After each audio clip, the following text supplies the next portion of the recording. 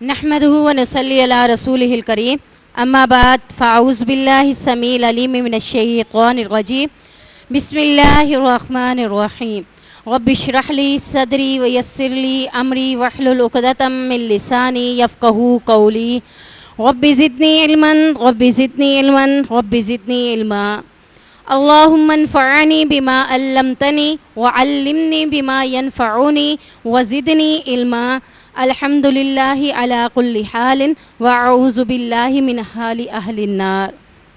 سورۃ نور آیت نمبر 62۔ انما المؤمنون الذین آمنوا باللہ ورسولہ، سوائے اس کے ایمان والے تو وہ لوگ ہیں جو ایمان لاتے ہیں اللہ پر اور اس کے رسول پر۔ وَإِذَا كَانُوا مَعَهُ عَلَىٰ أَمْرٍ جَامِعٍ لَمْ يَذْهَبُوا، اور جب وہ اس کے ساتھ کسی ایسے کام پر ہوتے ہیں جو جمع کرنے والا ہے تو اس وقت تک نہیں جاتے حتیٰ یستأذنوا، جب تک کہ وہ اجازت نہ لے لیں۔ ان الذین یستأذنونک اولئک الذین یؤمنون باللہ ورسولہ، بے شک جو لوگ تجھ سے اجازت مانگتے ہیں وہی لوگ ہیں جو اللہ اور اس کے رسول پر ایمان لاتے ہیں۔ فَإِذَا اسْتَأْذَنُوكَ لِبَعْضِ شَأْنِهِمْ فَأْذَن لِمَنْ شِئْتَ مِنْهُمْ وَاسْتَغْفِرْ لَهُمُ اللَّهُ، تو جب وہ تجھ سے اپنے کسی کام کے لیے اجازت مانگے تو ان میں سے جسے تو چاہے اجازت دے دے اور پھر اجازت دینے کے بعد ان کے لیے اللہ سے بخشش مانگ۔ ان اللہ غفور الرحیم، بے شک اللہ تعالیٰ بخشنے والا بھی ہے اور رحم کرنے والا بھی ہے۔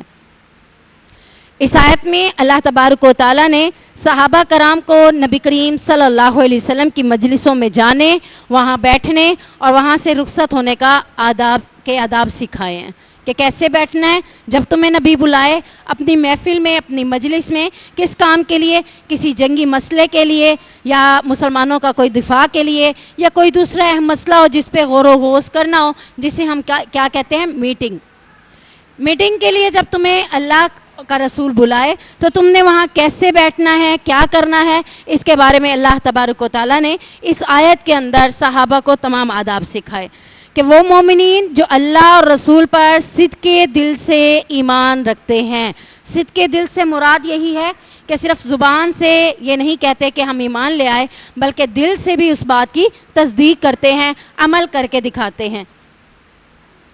جب وہ نبی کریم صلی اللہ علیہ وسلم کے ساتھ کسی اہم موقع پر جمع ہوتے ہیں، جیسا کہ میں نے بھی بتایا، کسی جنگی رائے میں کہ جنگ کیسے لڑنی چاہیے، جنگ میں کیا کیا ہونا چاہیے، مشورہ لینے کے لیے، اسلام اور مسلمانوں کا کوئی دفاع کا معاملہ ہو یا کوئی دوسرا اہم مسئلہ ہو جس پر غور و خوض کرنے کے لیے تمام صحابہ کا جمع ہونا ضروری ہوتا ہے، تو آپ کی اجازت کے بغیر مجلس سے اٹھ کر نہیں جا سکتے۔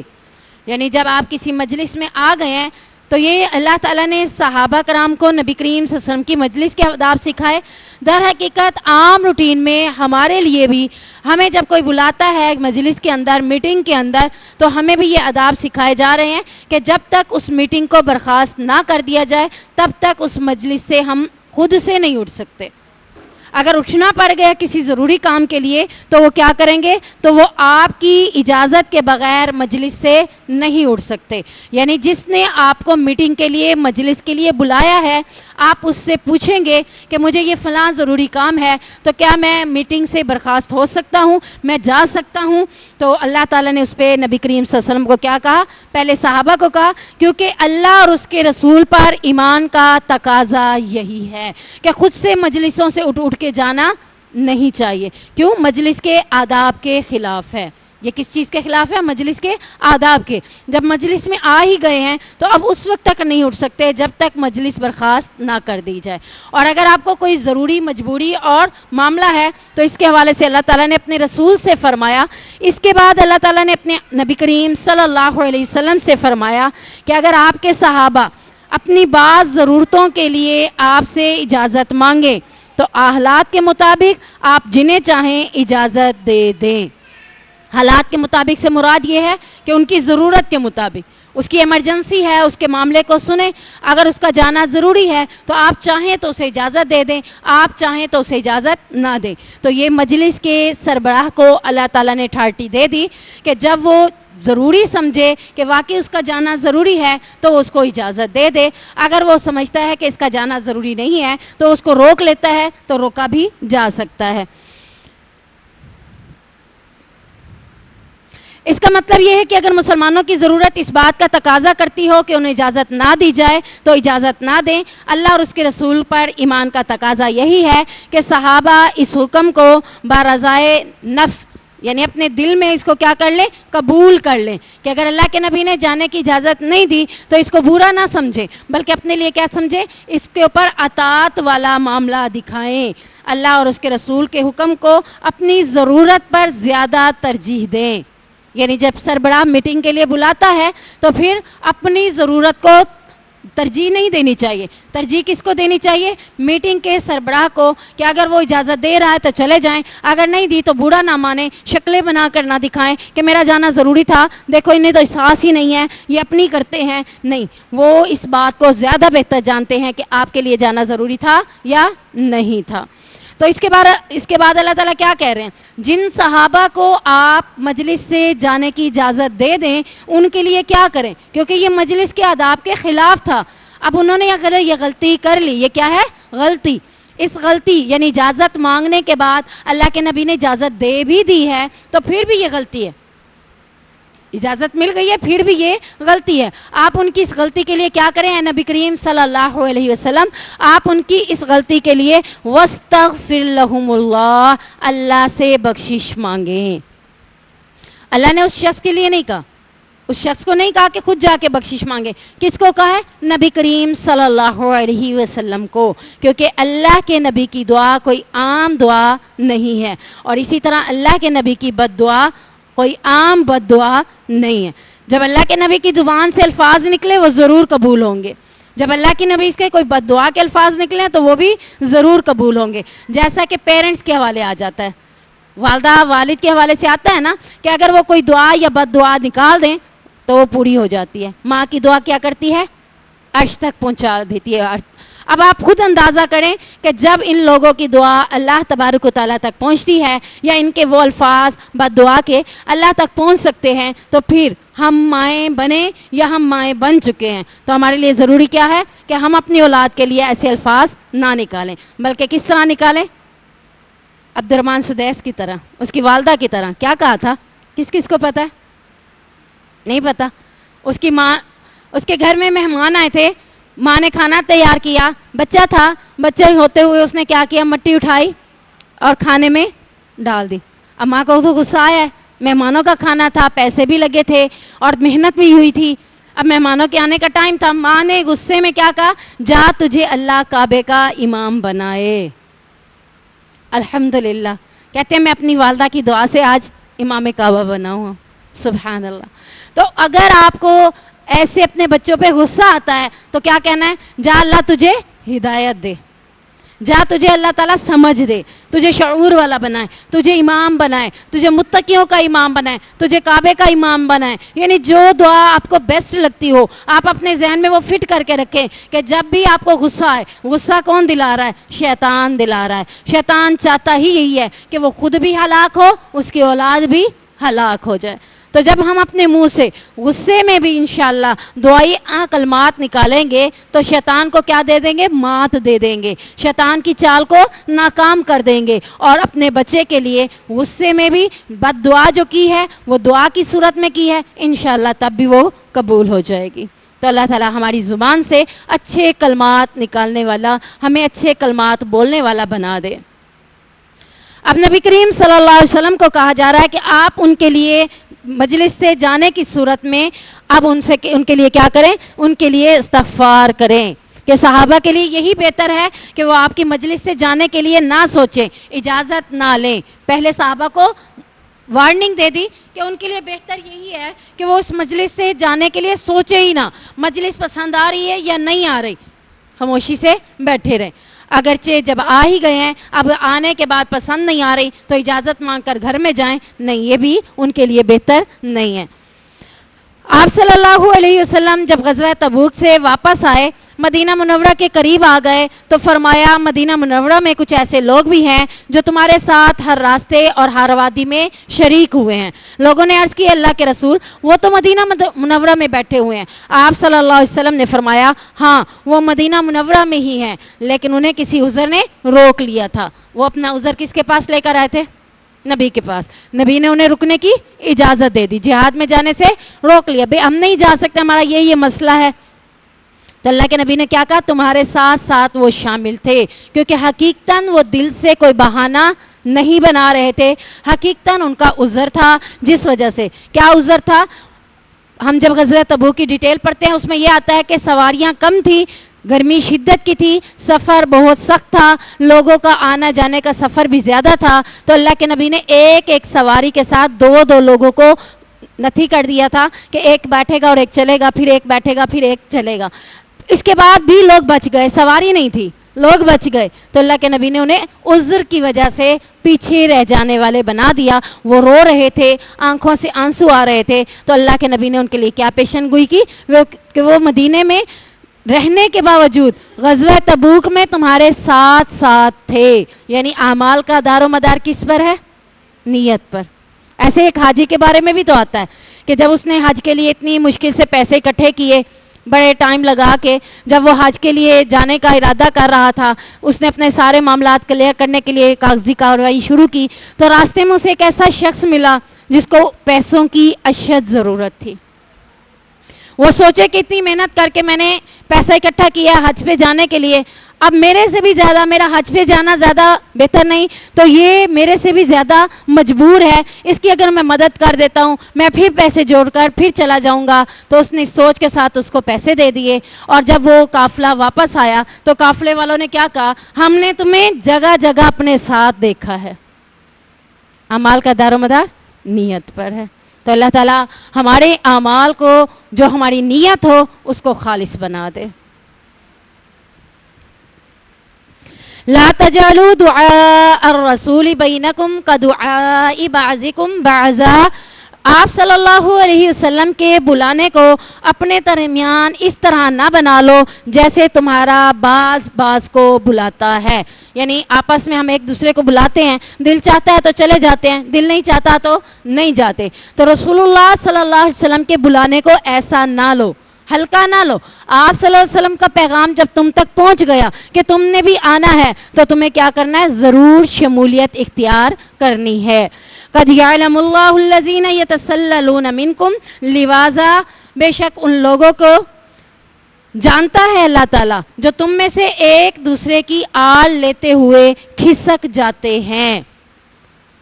میں ایک جگہ کلاس لے رہی تھی تو وہاں ایسا ہی ہوا، ایک بچی گئی باہر جا کے دوسری کو اشارہ کر رہی ہو، آ جاؤ تم بھی آ جاؤ، وہ نکل گئی۔ اچھا مجھے نہیں پتا، میں کلاس میں ہی متوجہ تھی، تھوڑی دیر بعد تیسری بچی بھی جانے لگی تو میں دیکھ رہی ہوں ہو کیا رہا، تو باہر دیکھا کہ ایک دوسرے کو اشارہ کر کے ایک دوسرے کی آڑ میں کھسک رہے تھے۔ اسٹرینتھ زیادہ تھی تو مجھے پتہ نہیں چل رہا تھا پہلے، جب یہ معاملہ اچانک میری نظر پڑی تو پتہ چلا کہ لوگ ایک دوسرے کی آڑ لے کر کیسے کھسک رہے تھے۔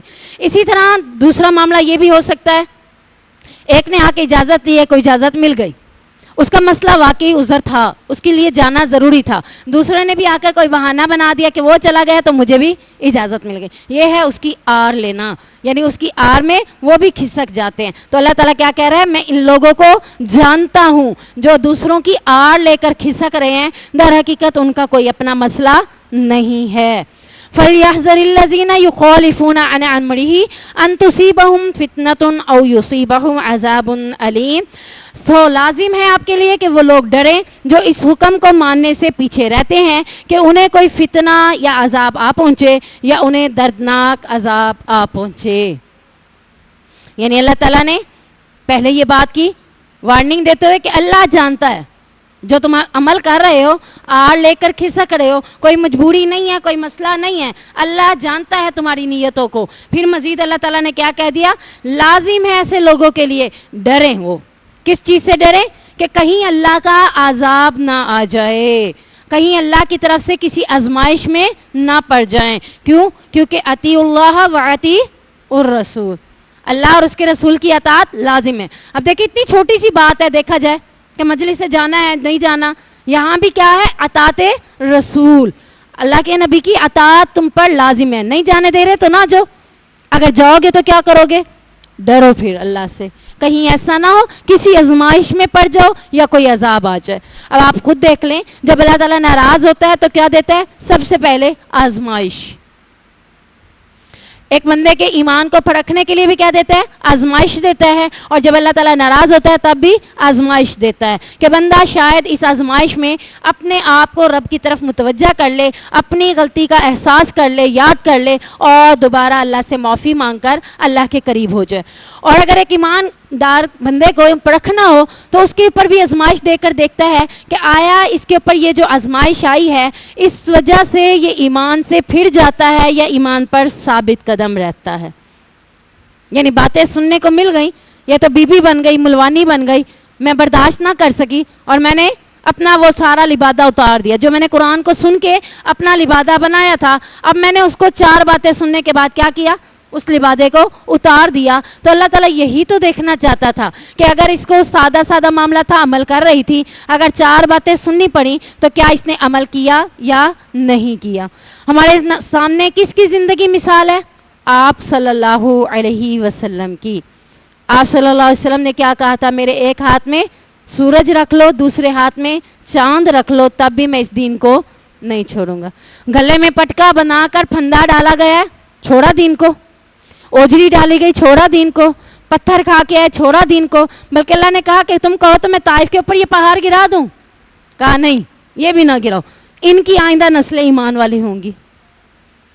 یعنی دل میں اچھا گمان رکھا کہ ان کی آئندہ نسلیں, یہ نہ صحیح تو ان کی آئندہ نسلیں ایمان والی ہوں گی, ان پر پہاڑ نہ گراؤ. تو آپ دیکھ لیں اتنی اذیتیں, اتنی تکلیفیں, 10 سال مکی دور. 10 سال کہنا آسان نہیں ہے, ہم سے 10 دن بھی بڑے مشکل سے گزرتے ہیں. بچیاں کہہ رہی تھیں کہ سسرال میں جانے کے بعد اگر وہ کہتی ہے پردہ اتار دے تو ہم اتار دیں. میں نے کہا کس نے کہا اتار دیں؟ کہتی وہاں تو بڑی مشکل ہوگی. میں نے کہا آپ کو اللہ کے نبی کے مکی دور والی مشکل نہیں ہوگی. 10 سال جو اذیت میں گزارے, سازش میں گزارے, یہ آپ کے سامنے پچھلی آیت گزری کہ ان کے لیے اللہ نے خوشخبری دی کہ ان قریب تمہیں ہی زمین پر خلیفہ بناؤں گا. کتنے دن مشکل گزریں گے. اور آپ یہ یاد رکھیں, ایک لڑکی کے لیے دوسرے گھر میں جا کر اپنے آپ کو اس گھر کے ماحول میں ڈھالنے کے لیے چند دنوں کی, چند مہینوں کی یا سال 2 سال کی ضرورت ضرور ہوتی ہے. اگر اس کے پیچھے اس کی ماں کا ہاتھ نہ ہو, اگر ماں اس کو ہاتھ دیتی رہے گی تو کبھی اپنے گھر میں سیٹ اپ نہیں کر سکے گی. ماں کہے گی یہ کرو وہ کرو, ماں کو کیا پتا اس گھر کا کیا ماحول ہے. آپ خود دیکھیں, آپ اپنی گاڑی خود ڈرائیو کریں, پیچھے بیٹھنے والا کہتا ہے ادھر موڑ لو تم ادھر موڑ لو, وہ کہ ادھر موڑ لو تم ادھر موڑ لو, تمہیں پتا ہے آگے گرہ ہے, وہ کہتا ہے سیدھا چلو, تو پھر کیا ہو جائے گا؟ گرے میں گر جاؤ گے. گاڑی خود چلانی ہے. اپنے گھر کے ماحول کو اپنی پیرنٹس کے ساتھ ڈسکس نہیں کرنا. جہاں تمہیں سمجھ نہ آ رہی ہو, ماحول کشیدہ ہو جائے, معاملات بگڑنے لگے, سمجھ سے باہر ہو کہ یہ میرے اختیار میں نہیں ہے, تب وہ آپ آ کر اپنے پیرنٹس سے, اپنے بڑوں سے ڈسکس کر سکتے ہیں. ورنہ ادروائز اپنے میاں بیوی کے معاملات خود سولو کریں. آپ اپنے خاوند کے معاملات کو خود سولو کرنے کی کوشش کریں. اپنی ساس کے ساتھ, اپنی نند کے ساتھ, اپنی دیورانی کے ساتھ ہینڈل کرنا خود سیکھیں کہ کیسے اسے ہینڈل کرنا ہے.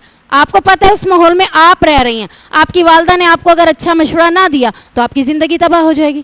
آپ خود دیکھ رہی ہیں کہ میری ساس کیا چاہتی ہے مجھ سے, کیا چاہتی ہیں. کوئی آپ کو اتنا ظلم تو نہیں کر رہی, یہی کہہ دیں گی 3 ٹائم کوکنگ تم نے کرنی ہے, اتنا ہی کہہ دیں گی نا. کتنے دن کے لیے؟ وہ ہو سکتا ہے آپ کو آزما رہی ہوں کہ یہ بچی کرتی ہے کہ نہیں کرتی.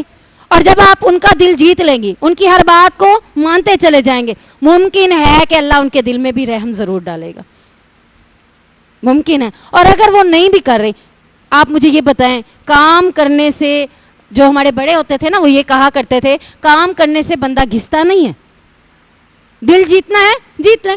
اب یہ ماں کہے کہ تم نے وہاں پہ نوکر نہیں بننا, وہاں جا کے یہ کام نہیں کرنے, کبھی بھی زندگی مینج میں نہیں آتی, کبھی بھی زندگی کا بیلنس برابر نہیں ہوتا. نہ وہ خاوند کا دل جیت سکتی ہے, نہ اپنے گھر والوں کا.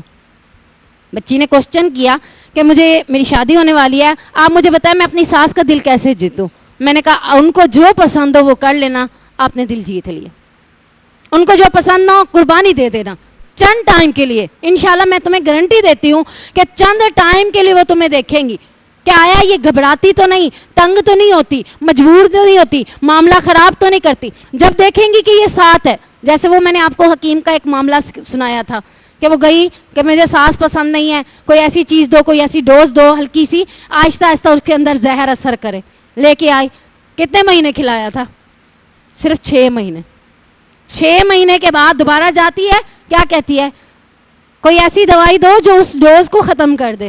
اب تو وہ میری دوست ہے, اب تو وہ میرے ساتھ ہے, وہ تو میرا بہت خیال رکھتی ہے, میں اس کے بغیر نہیں رہ سکوں گی, وہ مر گئی تو میں کیسے رہوں گی.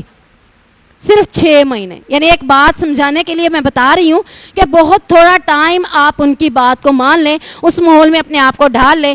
کوئی آپ پہ ظلم نہیں ہو رہا, کوئی مسئلہ نہیں, کوئی پیچیدگی نہیں اٹھتے تھے صبح. آپ کو پتہ ہے اب آپ کی شادی ہو چکی ہے, شادی سے پہلے جو معاملات تھے اب ایسے نہیں ہیں.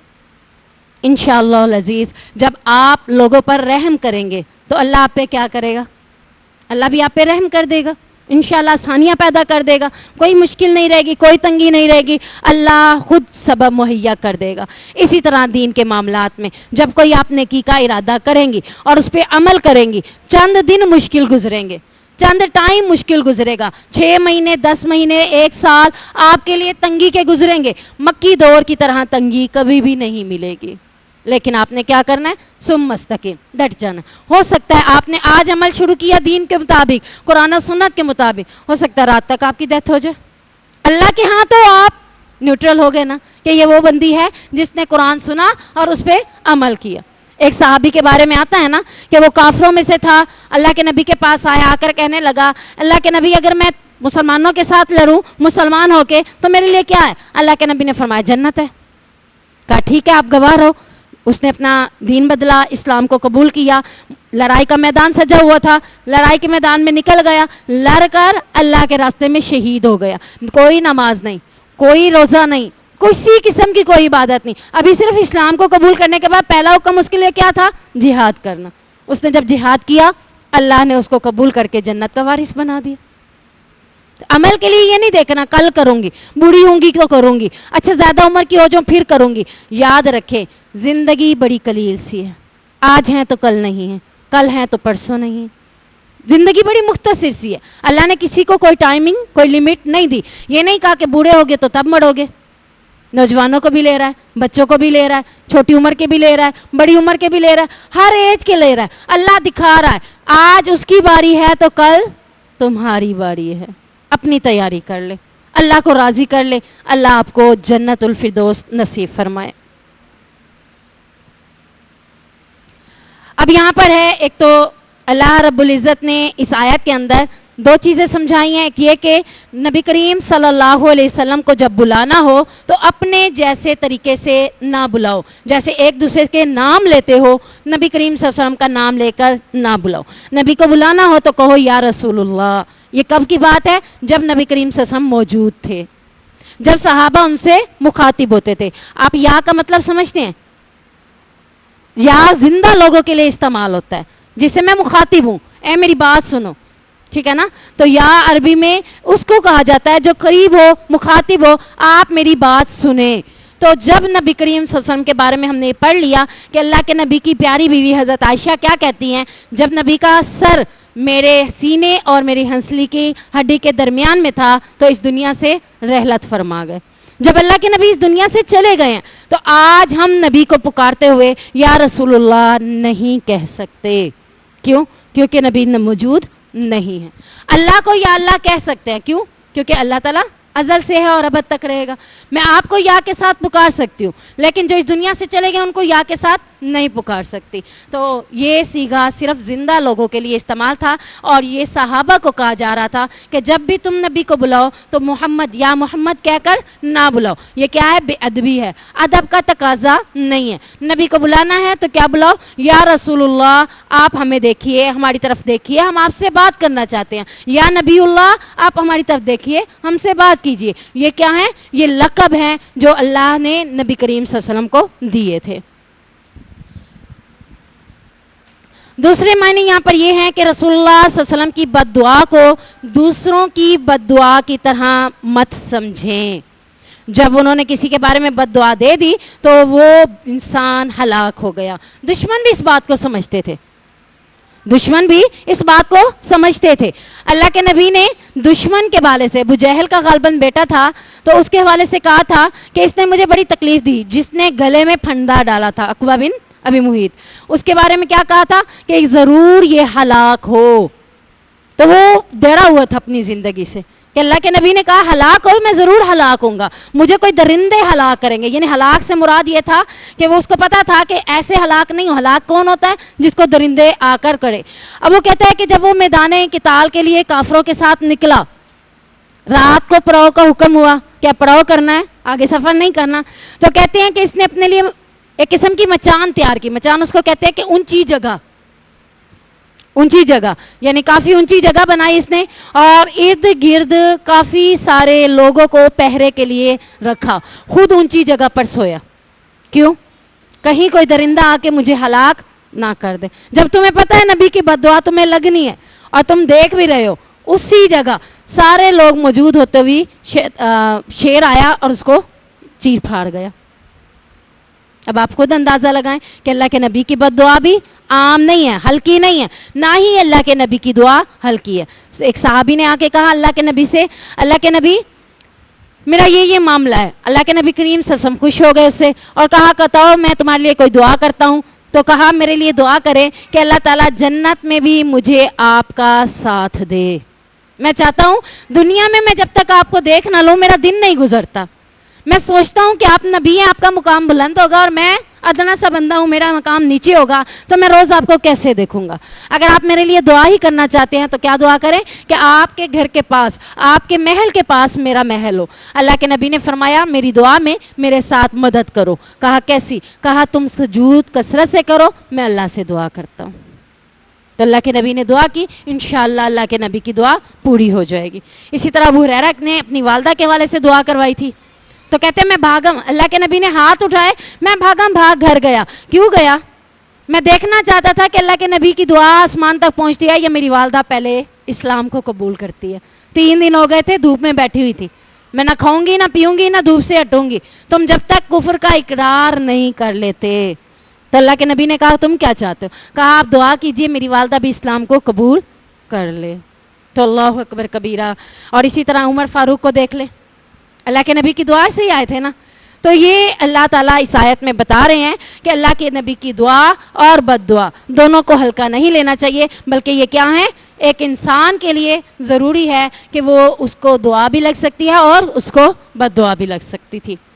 سیم آج اللہ کے نبی تو نہیں ہے، ہم اپنے پیرنٹس کا دل نہ دکھائیں.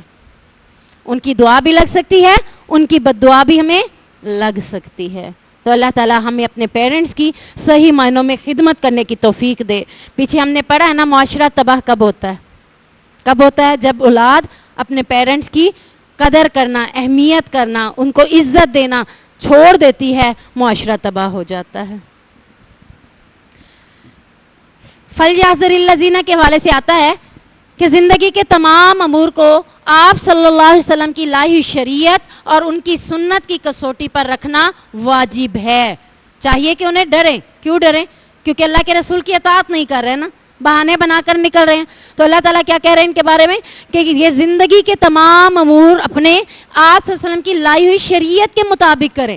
خوشی والے امور بھی، غمی والے امور بھی، دن کے امور بھی اور رات کے امور بھی کس کے مطابق کریں؟ آپ صلی اللہ علیہ وسلم کی لائی ہوئی شریعت کے مطابق کریں اور ان کی سنت کی کسوٹی پر اس کو پرکھ کر اس پر عمل کریں. جو چیز آپ کی سنت کے مطابق ہوگی اسے قبول کر لیا جائے گا. سنت کس کو کہتے ہیں؟ جو نبی نے کر کے دکھایا.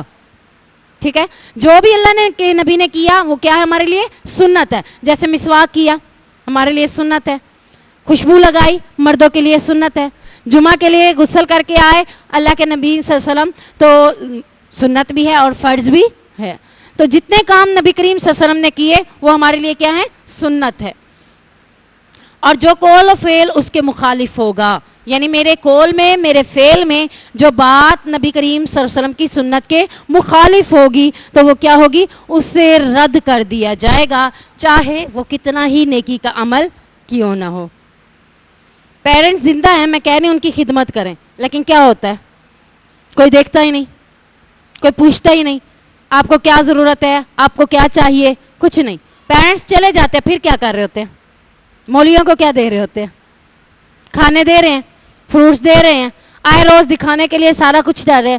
جن کو ضرورت ہے ان کو دیا نہیں, ان کو دے لیتے تو شاید تمہیں جنت مل جاتی, لیکن ان کو تم نے محروم رکھا. وہ ساری زندگی لاسٹ والے ٹائم میں تڑپتے رہے ان چیزوں کے لیے, پیاسے رہے ان چیزوں کے لیے. بعد میں تم لوگوں کو بلا کر, بھئی آج 40 دن ہو گئے, اب پورا مجمع بلا کے کھانا کھلایا جائے گا.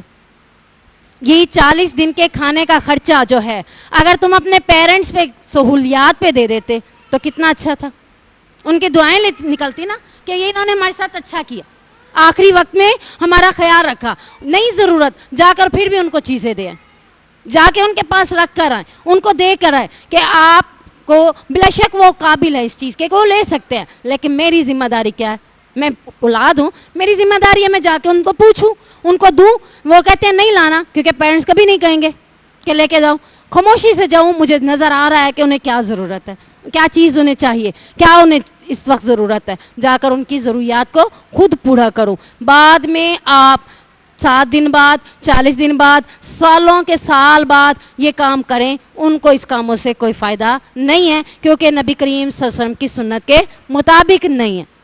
قول اور فعل, آپ کا وہ عمل جو نبی کریم صلی اللہ علیہ وسلم کی سنت کے مطابق نہیں ہے, آپ چاہے اس کو نیکی سمجھ کر بھی کرتے رہیں تو کیا ہو جائے گا؟ رد کر دیا جائے گا. وہ کام کرنا ہے جو اللہ کے نبی نے کیا. اللہ کے نبی کی زندگی میں حضرت خدیجہ کی ڈیتھ ہوئی کہ نہیں ہوئی؟ اللہ کے نبی کی زندگی میں ان کی بیٹیوں کی ڈیتھ ہوئی کہ نہیں ہوئی؟ اللہ کے نبی کی زندگی میں ہی ان کے بیٹوں کی ڈیتھ ہوئی کہ نہیں ہوئی؟ دیکھیے, تاریخ اٹھائیے, کتابیں اٹھائیے, آپ احادیث اٹھائیے, کہیں ملتا ہو کہ حضرت خدیجہ کے سال بعد انہوں نے سال منایا ہو, یا انہوں نے 40 دن بعد 40 دن منائے ہوں, یا کسی بیٹی کے حوالے سے یا کسی بیٹے کے حوالے سے کچھ مل جائے تو پھر آپ کر لیجئے, کیونکہ پھر وہ کیا ہو جائے گا؟ سنت. اگر اس طرح کا کچھ بھی نہیں ملتا تو پھر اس کو رد کر دیں, کیونکہ آپ کرتے رہیں, پیسہ لگاتے رہیں, آپ کو اس کے اوپر کوئی اجر نہیں ملے گا, کیونکہ وہ سنت کے مطابق نہیں. اگر وہی پیسہ آپ ویسے 40 دن ہر سال کو ہٹ کے ویسے ہی کسی کے گھر میں راشن ڈال آئیں, انشاءاللہ اس کا اجر آپ کو ملے گا, اس کا اجر آپ کو ضرور ملے گا. یا اپنے پیرنٹس کے نام پر آپ خود کچھ صدقہ کر دیں, اس کا اجر بھی آپ کو ضرور ملے گا. کیونکہ قرآن میں سورۃ حشر کے اندر آیت آتی ہے, وَمَا آتَاكُمُ الرَّسُولُ فَخُذُوهُ وَمَا نَهَاكُمْ عَنْهُ فَانْتَهُوا, کہ جو کچھ تمہیں رسول اللہ صلی اللہ علیہ وسلم دے دیں اس کو لے لو, اور جس سے وہ تمہیں منع کر دیں اس سے رک جاؤ. وہ نیکی نہیں ہے, وہ چاہے تم جتنا اسے نیکی سمجھو وہ نیکی نہیں ہے. آپ دیکھ لیں صحابہ کی, کتنے صحابہ کی ڈیتھ ہوئی تھی. اللہ کے نبی کی 63 سالہ زندگی میں, چلو 40 سال نکال بھی دیں, باقی 23 سالہ زندگی تو ہے نا نبوت کی.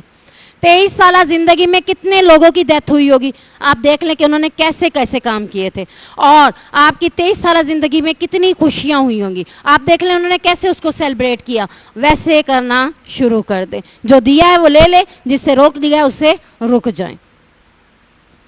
آپ صلی اللہ علیہ وسلم نے ہاتھ سے خط کھینچا, پھر فرمایا یہ اللہ تعالیٰ کی سیدھی راہ ہے, اور پھر اس کے دائیں بائیں دونوں جانب کئی خطوط کھینچے, اور فرمایا یہ جدا جدا راہیں ہیں, ان میں سے ہر راہ پر شیطان بیٹھا ہے اور وہ اپنی طرف بلا رہا ہے. سو تمہیں کیا کرنا چاہیے اس آیت کے مطابق, وَأَنَّ هَذَا صِرَاطِي مُسْتَقِيمًا فَاتَّبِعُوهُ, یہ کہ بے شک یہی میرا راستہ ہے سیدھا, فلا اسی پر چلو, وَلَا تَتَّبِعُوا السُّبُلَ فَتَفَرَّقَ بِكُمْ عَنْ سَبِيلِهِ, اور دوسرے راستوں پر نہ چلو کہ وہ تمہیں کے راستے, یعنی تمہیں اس کے راستے سے جدا کر دیں گے.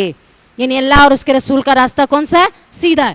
ادھر ادھر مڑ کر نہ دیکھو, فلاں کیا کر رہا ہے, دنیا میں کیا ہو رہا ہے, فلاں کے خاندان میں کیا ہو رہا ہے, فلاں کی شادی پہ کیا ہو رہا ہے, فلاں کے غمی میں کیا ہو رہا ہے. ادھر ادھر یہ خطوط جو ہیں تمہیں کیا کر دیں گے؟ سیدھے راستے سے ہٹا دیں گے. سیدھا راستہ کیا ہے؟ قرآن و سنت, قرآن و حدیث, اس کے مطابق تم زندگی بسر کرو. ادھر ادھر دیکھنے سے اجتناب کرو. ادھر ادھر کیا ہے؟ شیطان بیٹھا ہے, وہ تمہیں بہکانے کے لیے. کیوں؟ اس کا کام ہی نیک لوگوں کو بہکانا ہے. برے لوگ تو اس کے کہنے پہ چل رہے ہیں, گناہگار تو اس کے کہنے پہ چل رہے ہیں. اب وہ کن کے راستوں میں بیٹھا ہے؟ نیکوکار لوگوں کے, کہ کوئی موقع ہاتھ آئے ان کو اس راستے سے نکال دیں. آپ صلی اللہ علیہ وسلم کے سامنے ایک شخص بائیں ہاتھ سے کھانا کھا رہا تھا. آپ صلی اللہ علیہ وسلم نے اسے فرمایا دائیں ہاتھ سے کھاؤ. ہمارے ہاں بھی کچھ بچوں کو بچپن سے ہی الٹے ہاتھ سے کھانے کی ہوتا ہے. ماں کہتی ہے میں نے بہت دفعہ سمجھایا اب یہ نہیں کھاتا سیدھے ہاتھ سے, اب میں کیا کروں؟ ڈانٹے, الٹے ہاتھ کو کپڑا باندھ دے, مرچیاں لگا دیں, کچھ بھی ایسا کر لے بچپن میں تاکہ اس بچے کی عادت ختم ہو جائے, اس کو دائیں ہاتھ سے کھلائیں. اب یہ جو نبی کریم صلی اللہ علیہ وسلم کے پاس بیٹھا کھانا کھا رہا تھا بائیں ہاتھ سے, آپ صلی اللہ علیہ وسلم نے اسے کیا فرمایا؟ دائیں ہاتھ سے کھاؤ. دائیں ہاتھ سے کھانا کھانا کیا ہے؟ سنت. اللہ کے نبی نے دائیں ہاتھ سے کھایا تو دائیں ہاتھ سے کھانا کھانا کیا ہے؟ سنت ہے. اس آدمی نے جواب دیا میں اس کی طاقت نہیں رکھتا. یہ اس نے کیا کی تھی؟ غلط بیانی. اس کا دوسرا ہاتھ اوپر تک جا سکتا تھا, دایاں ہاتھ اوپر تک جا سکتا تھا, لیکن اس نے کیا کہا؟ میں طاقت نہیں رکھتا. آپ صلی اللہ علیہ وسلم نے فرمایا اچھا اللہ کرے تجھ سے ایسا نہ ہو سکے. لے لی نا, اللہ کے نبی کی کیا لے لی؟ بد دعا لے لی. تجھ سے ایسا ہو ہی نہ سکے. اس شخص نے تکبر کی وجہ سے یہ بات کہی تھی. ہمارے ہاں بھی ایک فیشن سمجھا جاتا ہے, دائیں ہاتھ سے برگر کھا رہے ہیں اور بائیں ہاتھ سے کوک پی جا رہی ہے. اس کو کیا سمجھتا ہے؟ فیشن. دائیں ہاتھ سے رائس کھا رہے ہیں اور بائیں ہاتھ میں کوک پکڑی ہوئی ہے. بھئی یہ کیا ہے؟ یہ اس سے میں لگوں گی میں امیر ہوں, جدید ہوں, ماڈرن ہوں, اس سے پتا چلے گا. یعنی الٹے ہاتھ سے کھانا کھانا ہمارے نزدیک بھی ماڈرن ہے. اس کو کیا کہا جاتا ہے؟ تکبر. اسی کو ہی کہا جاتا ہے نا کہ دوسروں کو دکھانا کہ دیکھو میں کیسی ہوں. تکبر اسی چیز کو تو کہتے ہیں کہ دل میں اپنے آپ کو بڑا سمجھنا. جب آپ نے ایک چیز کھا لی ہے, کوک پینے کو دل بھی کر رہا ہے تو اسے بھی دائیں ہاتھ سے لے کے پئیں, الٹے ہاتھ سے نہیں پی سکتے. اس شخص نے تکبر کی وجہ سے یہ بات کہی تھی. راوی کہتے ہیں, یعنی اس حدیث کے جو راوی لکھنے والے ہیں وہ کہتے ہیں پھر وہ شخص عمر بھر تک اپنا دایاں ہاتھ اپنے منہ تک نہ لے جا سکا. تو اللہ تعالی ہمیں صحیح معنوں میں سمجھنے کی توفیق دے. الا ان للہ, نہیں اس کے ساتھ ایک اور حدیث ہے.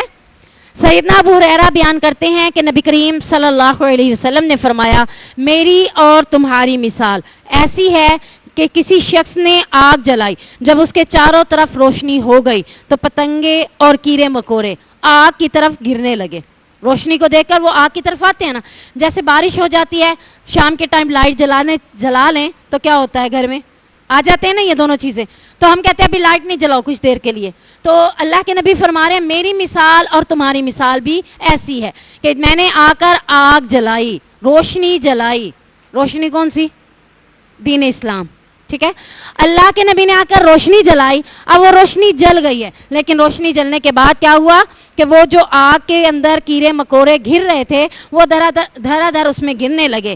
اب یہ شخص جس نے آگ جلائی تھی وہ کیا کر رہا ہے؟ انہیں روکنے کی کوشش کر رہا ہے, لیکن وہ رک نہیں رہے. تو میری مثال ایسی ہے, میں نور کی طرف تمہیں بلانا چاہتا ہوں لیکن تم جہنم میں آگ میں اپنے آپ کو گراتے چلے جا رہے ہو. میں تمہیں کمر سے پکڑ کر گھسیٹتا ہوں لیکن تب بھی تم میری راستے کی طرف نہیں آتے, آگ میں گرنا پسند کرتے ہو. یعنی ایک طرف جہنم جل رہی ہے اور ایک طرف میری دین اسلام کا روشنی کا راستہ ہے. میں آیا ہوں, میں نے دیکھا ہے تمہیں دین اسلام کے بارے میں بتایا, لیکن تم لوگ جہنم کی آگ کے گرد منڈلا رہے ہو. میں تمہیں پکڑ کر جہنم سے نکالنے کی کوشش کر رہا ہوں لیکن تم اپنے آپ کو جہنم سے نکالنا ہی نہیں چاہتے. وہ حدیث اس کے ساتھ ریلیٹڈ ہو گئی نا کہ جس نے جنت میں جانے سے انکار کر دیا. صحابہ نے پوچھا کون انکار کرے گا؟ جس نے میری اطاعت نہیں کی. تو اللہ کے نبی ہمیں جہنم سے نکالنے کے لیے آئے تھے, جہنم سے بچانے کے لیے آئے تھے. اب اللہ کے نبی اپنا پیغام ہم تک پہنچا گئے, اپنا فریضہ ادا کر گئے. لوگوں جہنم سے اپنے آپ کو بچاؤ کیونکہ جہنم کی آگ بہت تیز ہے. کھڑے ہونے کی جگہ نہیں, بیٹھے ہونے کی جگہ نہیں, سانس لینے کی جگہ نہیں ہے, بہت خطرناک ہے. اس سے اپنے آپ کو دنیا میں بچا لو. اپنا پیغام دے کر ہمیں وہ نیوٹرل ہو گئے. اب میرے اوپر ہے, میں اگر اس بات کو سمجھ لیتی ہوں, اپنی زندگی کی اصلاح کر لیتی ہوں تو انشاءاللہ کامیابی ہے. اگر نہیں کرتی تو پھر میں بھی اس پتنگے کی طرح اپنے آپ کو خود ہی جہنم میں گرا رہی ہوں. الا ان للہ ما فی السماوات والارض, خبردار بے شک اللہ ہی کے لیے ہے جو کچھ آسمانوں میں ہے اور جو کچھ زمین میں. یعنی کسی خوش فہمی میں نہ رہ جانا، کوئی تکبر تمہارے دل میں آئے، کوئی بات تمہارے دل میں آئے، یا تم اپنے آپ کو جہنم سے نہ بچا رہے ہو، تو یاد رکھو یہ ساری زمینیں، یہ سارے آسمان و زمین کے اندر ساری بادشاہت، ساری چیزیں، خبردار ہو جاؤ، اللہ کے لیے ہیں، اللہ سے بچ کر نہیں جا سکتے۔ پیچھے اللہ تعالیٰ نے کہا کافر بھی مجھ سے بچ کر نہیں جا سکتا، کافر کو بھی میں پکڑوں گا اور اس کو بھی جہنم میں ڈال دوں گا۔ اب ایک گناہگار شخص کو بھی اللہ تعالیٰ کیا کہہ رہا ہے؟ خبردار ہو جاؤ، اپنے گناہوں سے باز آ جاؤ، اللہ خبردار ہے تمہارے معاملے سے، اور تمہیں وارننگ دے رہا ہے کہ آسمان و زمین کے اندر جو کچھ بھی ہے اللہ رب العزت کا ہے۔ قد یعلم ما انتم علیہ، یقیناً وہ جانتا ہے جس حال پر بھی تم ہو، سچے ہو، پکے ہو، مومن ہو، پختہ ہو، دل سے ہو یا زبان سے ہو، اللہ جانتا ہے۔ جو کام جس نیت کے ساتھ کر رہے ہو وہ بھی جانتا ہے۔ وَيَوْمَ يُرْجَعُونَ إِلَيْهِ فَيُنَبِّئُهُم بِمَا عَمِلُوا، اس دن کو بھی جب وہ اس کی طرف لٹائے جائیں گے، یعنی قیامت کے دن، حشر کے میدان کا دن، وہ بھی وہ جانتا ہے کیسا دن ہوگا، تو اس کی طرف تم سب کو لٹایا جائے گا، پھر فَيُنَبِّئُهُم، پھر انہیں بتایا جائے گا جو کچھ انہوں نے کیا، یعنی ان کے نامہ اعمال کو ان کے سامنے کر دیا جائے گا، انہیں کہا جائے گا اقرأ کتابک کفی بنفسک اليوم علیک حسیبا، پڑھو اپنی کتاب کو، آج کے دن حساب لینے کے لیے یہ کتاب ہی کافی ہے۔ وہ تمہیں تمہارے عملوں کی خبر دے گا، دکھائے گا، یہ کر رہے تھے، میں نے آج سے پہلے، سال پہلے، اسی دن، اسی ٹائم کیا کیا تھا، یاد نہیں، مجھے ہفتہ پہلے بھی یاد نہیں ہے، ہفتہ پہلے جمعرات کے دن میں نے کیا کیا تھا مجھے یاد نہیں رہتا چند باتوں کے۔ تو اللہ تعالیٰ کہہ رہا ہے پوری زندگی کا ایک ایک لفظ اس کتاب میں لکھا ہوا ہے، لا صغیرہ، کوئی چھوٹی بات نہیں چھوٹی، ولا کبیرہ، اور کوئی بڑی بات بھی اس میں نہیں چھوٹی، چھوٹا لفظ بڑا لفظ جو بھی آپ نے منہ سے نکالا سارے اس کتاب کے اندر لکھے ہوئے ہیں۔ اور پھر اس کے بعد واللہ بکل شیء علیم، اور اللہ تعالیٰ ہر چیز کو خوب جاننے والا ہے، اس نے اپنے لیے یہ کتاب نہیں لکھائی، اسے تو پتہ ہے تم کیا کرو گے، کیسے کرو گے، یہ کتاب لکھوانے کا مقصد تم کہیں انکار نہ کر دو، اس لیے لکھوائی کہ تم نے جو بولا فرشتے نے وہ لکھا، آج یہ تمہارا حساب لینے کے لیے کافی ہے۔ تو اس بات کے اوپر ہمیں اللہ اور اس کے رسول کی مخالفت سے ڈرتے رہنا چاہیے، ان کے حکم کو مانتے رہنا چاہیے، تاکہ قیامت کے دن جب ہم اللہ کے پاس جائیں تو ہمارا انعام اعمال نامہ ہمارے دائیں ہاتھ میں ہو، اور ہمیں یہ خوشخبری مل جائے کہ جو پہلے گروہ میں جو بغیر حساب و کتاب کے جنت میں جا رہا ہے اسی میں شامل ہو جاؤ۔ اللہم اجعلنا منہم، اللہ ہمیں ایسے لوگوں میں شامل کر دے۔ سبحانک اللہم و بحمدک، اشہد ان لا الہ الا انت، استغفرک و اتوب الیک۔